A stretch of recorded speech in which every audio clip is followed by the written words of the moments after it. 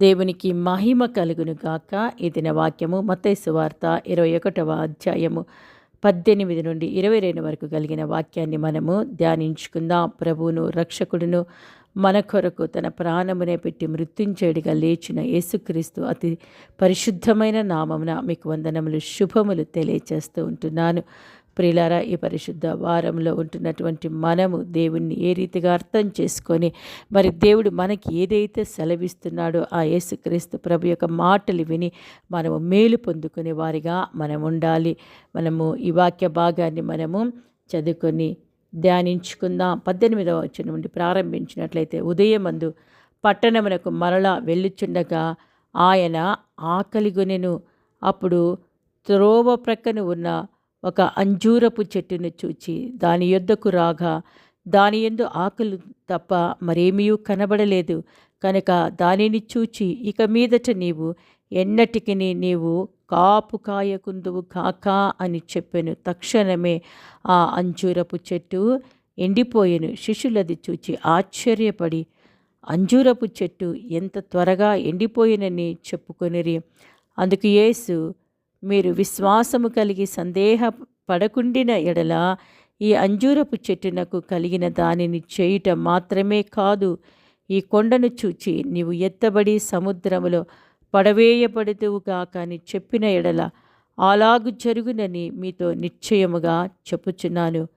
మరియు మీరు ప్రార్థన చేయనప్పుడు వేటిని అడుగుదురో అవి దొరికినవని నమ్మిన ఎడల మీరు వాటినన్నిటినీ పొందుదురని వారితో చెప్పెను. ప్రియులారా, చదువుకున్న ఈ వాక్య భాగంలో మరి 2 విషయాలను మనము తెలుసుకోగలము. సో మొట్టమొదటిగా మనం చూసినట్లయితే ఈ ప్యాసేజ్ మరి దేవుని యొక్క తీర్పును, ఇశ్రాయేలీయుల ఎడల ఆయన మరి విధించబోయే తీర్పుని గురించి మనకు జ్ఞాపకం చేస్తూ ఉన్నది. ఎందుకు తీర్పు అంటే వారి వేషధారణను బట్టి. ఈరోజు మనం కూడా వేషధారులుగా పైకి క్రైస్తవులుగా ఉండి మరి క్రీస్తు శక్తిని ఆశ్రయించని వారిగా ఉంటే మనకు కూడా ఏమి కలగబోతుందో అని ఈ యొక్క ప్యాసేజ్ ద్వారాగా మనము తెలుసుకోగలము. ప్రియులారా, ఉదయమందు పట్టణమునకు మరలా వెళ్ళుచుండగా అంటే మరి అంతకంటే ముందు దినమున ఆయన బేతనియకు వెళ్ళినట్లు మనం చూస్తాం. మరలా ఉదయమందు ఆయన పట్టణమునకు మరలా వెళ్ళుచుండగా ఆయన ఆకలిగొనెను అంట. మరి యేసుక్రీస్తు ప్రభువారు 100% దేవుడు, 100% ఆయన మరి లోకంకి వచ్చినప్పుడు మానవుడిగా ఉంటున్నాడు కాబట్టి మనకులాగే ఆయనకు కూడా ఆకలి కలిగింది. ప్రియులారా, మరి అప్పుడు త్రోవ ప్రక్కన ఉన్న ఒక అంజూరపు చెట్టును చూచి దాని యొద్దకు రాగా దాని యందు ఆకులు తప్ప మరేమీ కనబడలేదంటండి. ప్రియమైన వారలారా, ఇక్కడ అంజూరపు చెట్టు యొక్క విలువను మనం తెలుసుకున్నట్లయితే మరి మొదటిగా అంజూరపు పండ్లు అవి ఆహారానికి ఉపయోగపడతాయి. ఆకలి తీర్చే పండ్లుగా ఉన్నాయి, శక్తినిచ్చే పండ్లుగా ఉంటాయి. మరి రక్తహీనత కలిగిన వారికి రక్తాన్నిచ్చే పండ్లుగా ఈ యొక్క అంజూరపు పండ్లను మనం వాడతాం. అదే రీతిగా రెండవది స్వస్థతను కలగజేసే పండ్లుగా కూడా ఉంటూ ఉన్నాయి. సో ఈ యొక్క అంజూరపు పండ్ల యొక్క విలువ శ్రేష్టమైనది.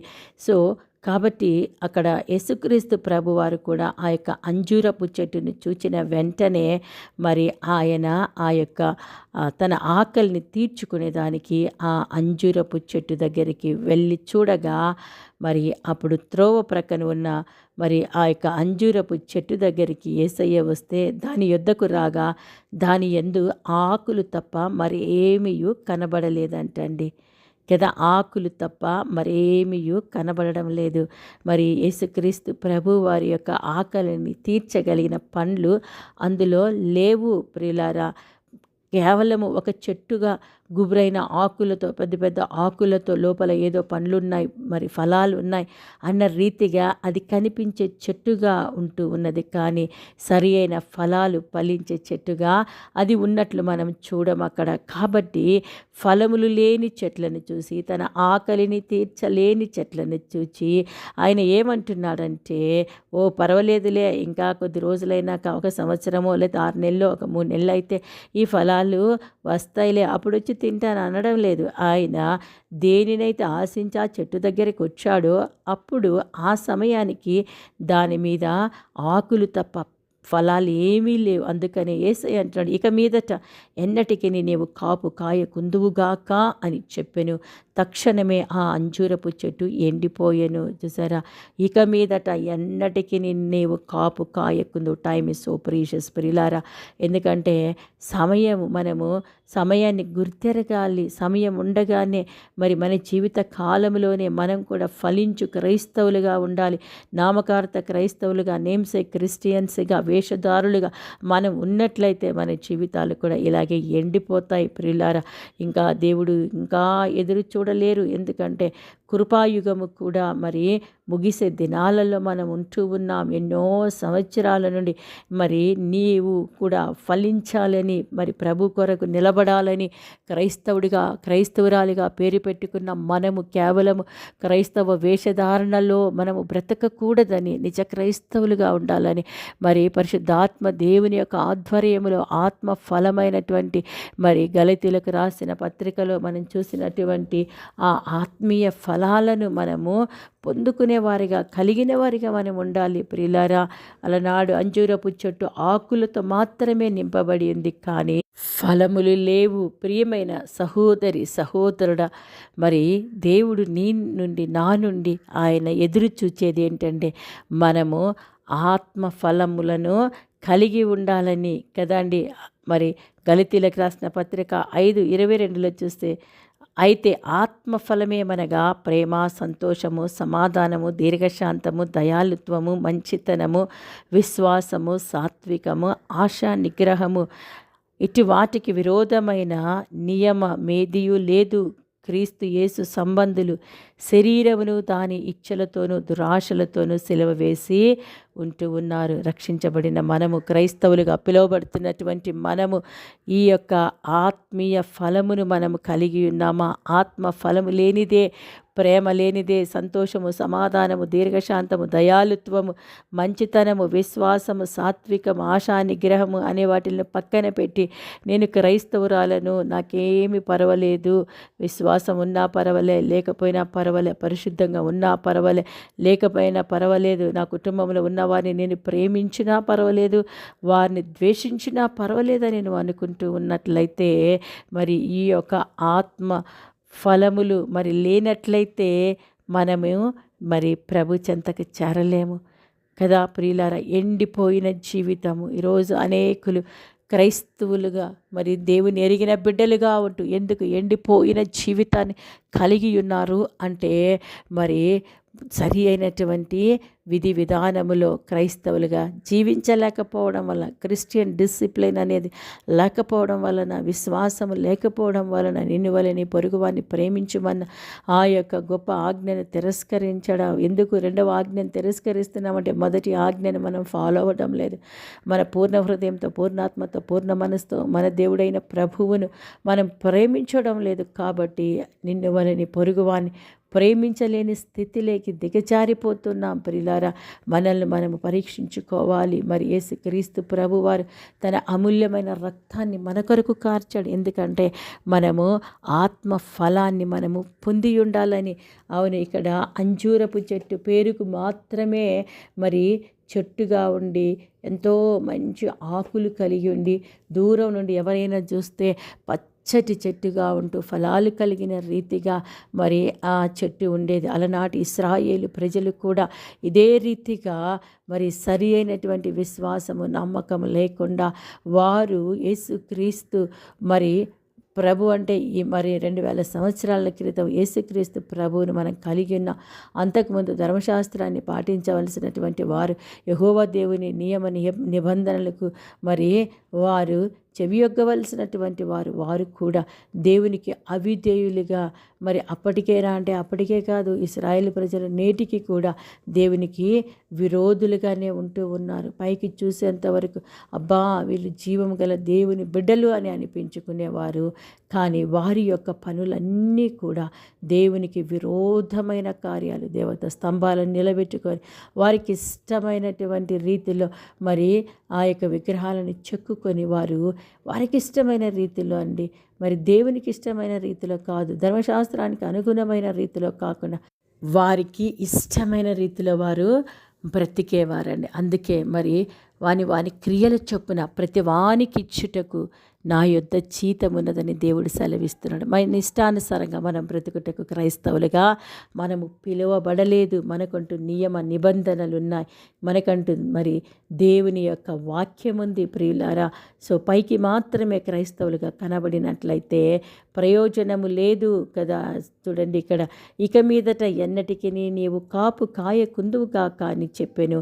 తక్షణమే ఆ అంజూరపు చెట్టు ఎండిపోయిందంటండి. శిష్యులది చూచి ఆశ్చర్యపడి అంజూరపు చెట్టు ఎంత త్వరగా ఎండిపోయేనని చెప్పుకొనిరి కదా. ఎంత త్వరగా ఎండిపోయింది, విదిన్ ఫ్యూ మినిట్స్లలో ఆ అంజూరపు చెట్టు అంతా ఎండిపోయిందని ఆశ్చర్యపడుతున్నారు. సృష్టికి కర్త అయిన దేవుడే ఆ మాట సెలవిస్తే ఎవరు రక్షించగలరు, ఎవరు కాపాడగలరు? ఈరోజు సృష్టికర్త అయిన దేవునికి విరోధముగా నువ్వు జీవిస్తూ మరి పేరుకు మాత్రమే అంజూరపు చెట్టు వల్లే మనం కూడా క్రైస్తవ్యం మన ఆకులు కరిగి ఫలములు లేని జీవితంలో ఉంటే దేవుడు మరి యొక్క దినాన నీకు ఒక అవకాశం ఇస్తున్నాడు. నీ వేషధారణ జీవితాన్ని, మన వేషధారణ జీవితాలను మనము మార్చుకొనుటకు, మనల్ని మనము మోసగించుకోకుండా ఉండుటకు దేవుడైతే వెక్కిరించబడడు. ప్రియులారా, మనల్ని మనము మోసగించుకుంటున్నామే, దానిని బట్టి మనము మోసపరచబడతాం. ఇక్కడ ఈ చెట్టు ఆకులు కలిగి ఫలములు లేకుండా ఉండడం వల్ల, తన్ను తాను మోసగించుకోవడం వల్ల ఎండిపోయే స్థితికి దిగజారిపోయింది కదా. ఉపయోగం లేదు అసలు. ఒక చెట్టు, అది అంజూరపు చెట్టు, ఆహారాన్ని ఇచ్చే చెట్టుగా ఉండాలి, ఒక మెడిసినల్ ప్లాంట్గా, ఒక మెడిసినల్ చెట్టుగా ఉండాలి. ఎందుకంటే అంజూరపు పండ్ల ద్వారాగా కూడా మరి గాయములు స్వస్థపరచబడినట్లు బైబిల్లో మనము చూసుకోగలము కదా. మరి అనేకులకు ఉపయోగంగా పెరగవలసిన చెట్టు నిష్ప్రయోజనంగా పెరిగింది కానీ ఫలాలు లేకుండా పెరిగింది. ఈరోజు ఏ రీతిగా క్రైస్తవుడిగా పిలువబడుతున్న ఫలములు కలిగిన క్రైస్తవులుగాన, ఇతరులకు మేలును చేసేవారిగాన, మరి ఇతరులకు ఒక మెడిసినల్ ప్లాంట్ ఏ రీతిగా ఉపయోగపడుతుందో మరి అదే రీతిగా ఇతరుల గాయాలను కట్టేవారిగా ఉన్నామా, ఇతరులకు ఆహారాన్ని పెట్టేవారిగా ఉంటున్నామా? లేనట్లయితే కేవలము పెరిగి పెద్ద చెట్టుగా నిలబడిపోతూ ఉన్నామా? ప్రియులారా, మనల్ని మనము పరీక్షించుకోవాలి. ఇది పరీక్షించుకునే సమయము కాబట్టి నేను ఫలభరితమైన జీవితాన్ని కలిగి ఉండాలి అంటే మనం చేయవలసిన పని ఏంటంటే వేషధారణ తీసివేసుకొని నిజమైన రక్షణ ఆనందం లేకొచ్చి ప్రభువులో కొనసాగినట్లయితే నిశ్చయముగా దీవించబడతాం. రెండవదిగా మనం చూసినట్లయితే 21వ వచనం, అందుకు యేసు మీరు విశ్వాసము కలిగి సందేహపడకుండిన ఎడల, అంటే అంజూరపు చెట్టు ఎంత త్వరగా ఎండిపోయినని శిశువులు అడిగినప్పుడు యేసుప్రభు అంటున్నారు, అందుకు యేసు మీరు విశ్వాసము కలిగి సందేహపడకుండిన ఎడల ఈ అంజూరపు చెట్టునకు జరిగిన దానిని చేయుట మాత్రమే కాదు, ఈ కొండను చూచి నువ్వు ఎత్తబడి సముద్రంలో పడవేయబడుదువు గాక అని చెప్పిన ఎడల అలాగు జరుగునని మీతో నిశ్చయముగా చెప్పుచున్నాను.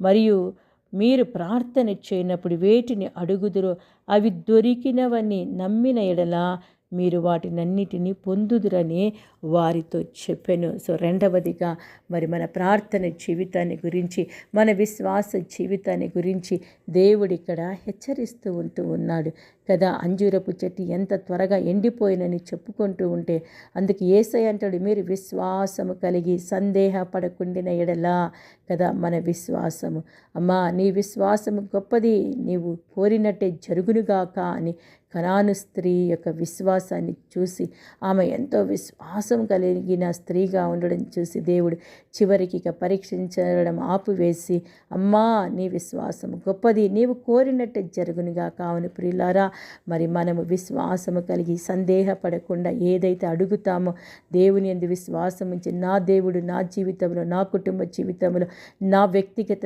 జీవితంలో ఇది చేయగలడు అని నమ్మినట్లయితే, నీవు నమ్మినట్లయితే దేవుని మహిమను చూస్తావని మరి యేసుక్రీస్తు ప్రభు వారు మార్తతో చెప్పిన మాట మన జీవితాలలో కూడా నెరవేరుతుందండి. అవును, మరి దేవునికి ఇష్టలై ఉండాలంటే విశ్వాసం కలిగి ఉండాలి. మరి విశ్వాసము లేకుండా దేవునికి ఇష్టలై ఉండుట అసాధ్యం. ఈరోజు ప్రార్థన చేశాను, నాకేమి దొరకలేదు, నా భక్తి జీవితము మరి ఏమని నేను పైకి పెంచుకోవాలనుకుంటున్నావా సహోదరి సహోదరుడా? ఇగో విశ్వాసము కలిగి ప్రార్థించు, సందేహాన్ని తీసివేయి. మరి భూమి ఆకాశంను సృష్టించిన సృష్టికర్త అయిన దేవుడు మనకున్నాడు. అడుగుడి మీకు ఇవ్వబడినని, అడుగు ప్రతివాడు పొందుకొనునని. నీకేది ఇష్టమో అడుగు. మరి నీ హృదయంలో నా మాటలు నీవు నాలో నిలిచి ఉన్నట్లయితే నీకు ఏది ఇష్టమో అడుగు అని సెలవిచ్చిన దేవుడు మనతో ఉన్నాడండి ప్రియులారా. మరి చేపను అడిగితే పామునిచ్చే దేవుడు కాదు, రొట్టెను అడిగితే రాతినిచ్చే దేవుడు కాదు.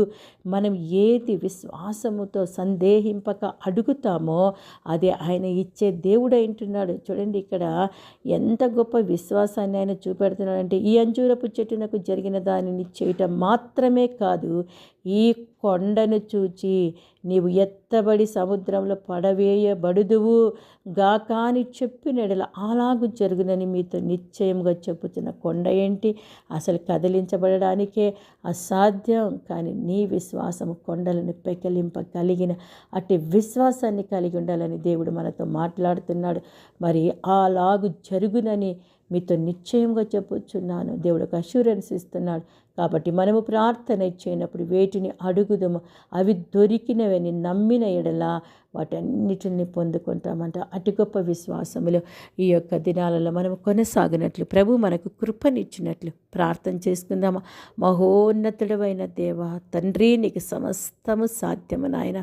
అవును ప్రభు, మా వేషధారణ జీవితాల నుండి మేము బయటికి రావాలని మాతో మాట్లాడిన విధానం బట్టి స్తుతిస్తూ ప్రభ, ఇంకా వేషధారులుగా ఉంటూ క్రైస్తవ ముసుగులు చేస్తున్న ప్రతి పాపిని నాయన, పాపముని మీరు తండ్రి అయ్యా చూస్తున్న దేవుడు అని ప్రభ గ్రహించి ఈ వాక్యం విన్న తోడనే ప్రభ పాప క్షమాపణ కలిగి పరిశుద్ధంగా జీవించి విశ్వాసము కలిగి ప్రార్థించి గొప్ప మేలులు పొందుకున్నట్టుకు నాయన ప్రతి ఒక్కరితో మాట్లాడమని నాయన. మోసపూరితమైన సమయం అయిపోయిందని ప్రభ, కృపాయుగం అయిపోవస్తుంది నాయన, జడ్జిమెంట్ కాలం రాబోతూ ఉంటుండగా గుర్తెరిగి నాయన జీవించిన కృపని మన యేసు నామమున వేడుకొంటున్నాము తండ్రి. ఆమేన్.